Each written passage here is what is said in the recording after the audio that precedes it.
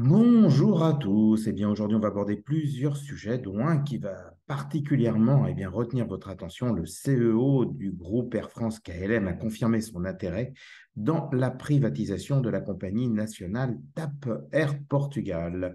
Benjamin Smith, président de Air France KLM, l'a évoqué encore tout dernièrement, le 17 février 2023, lors de la présentation des résultats positifs d'Air France KLM, et a déclaré: nous continuons de réfléchir à une offre pour TAP Air Portugal, dont les routes, en particulier vers le Brésil, sont extrêmement puissantes, a-t-il déclaré en conférence de presse. Le groupe a désormais renoncé à ITA Airways, ex-Alitalia, mais accélère le remboursement de ses dettes à l'État français, condition sine qua non pour que l'Europe lui permette d'investir plus de 10% du capital chez un autre transporteur.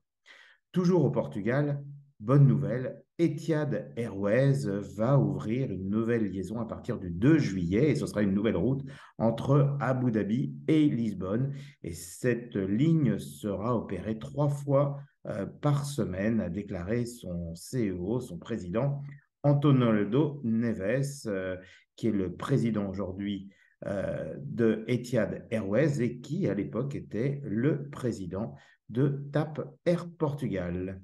Alors aussi, dans l'actualité aérienne, United Airlines, catastrophe évitée de justesse.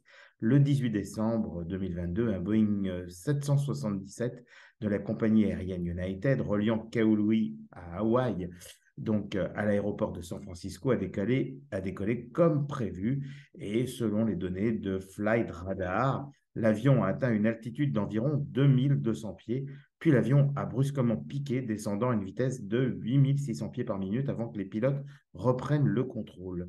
Le Boeing 777 est descendu jusqu'à 775 pieds au-dessus de la surface de l'océan, ce qui représente 236 mètres.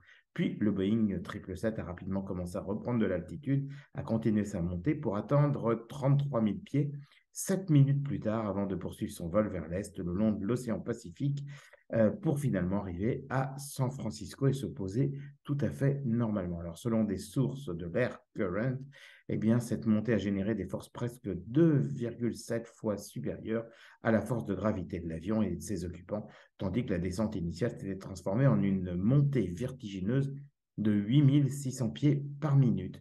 Et puis, pour finir, plaie d'argent n'est pas mortel. C'est ce que cela va coûter à British Airways, près de 60 000 euros. Alors, quelle est la cause? Petite cause, grande conséquence pour le vol British Airways 075, qui devait assurer le vol Londres-Lagos ce 16 janvier 2023. Le steward, qui faisait son premier vol pour la compagnie British Airways, a par erreur provoqué l'ouverture de la porte et le déclenchement du gonflage du toboggan de secours du Boeing 777 qui venait de débuter son roulage. La compagnie a donc dû annuler la rotation de cet appareil et reporter tous les passagers et l'équipage sur un avion de réserve.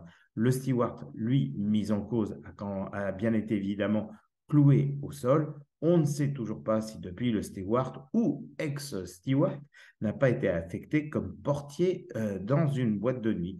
Après tout, il pourra se faire la main. Allez, c'est tout pour cette semaine. On se retrouve dans 15 jours pour une nouvelle émission LFR. À bientôt. La French Radio. Portugal.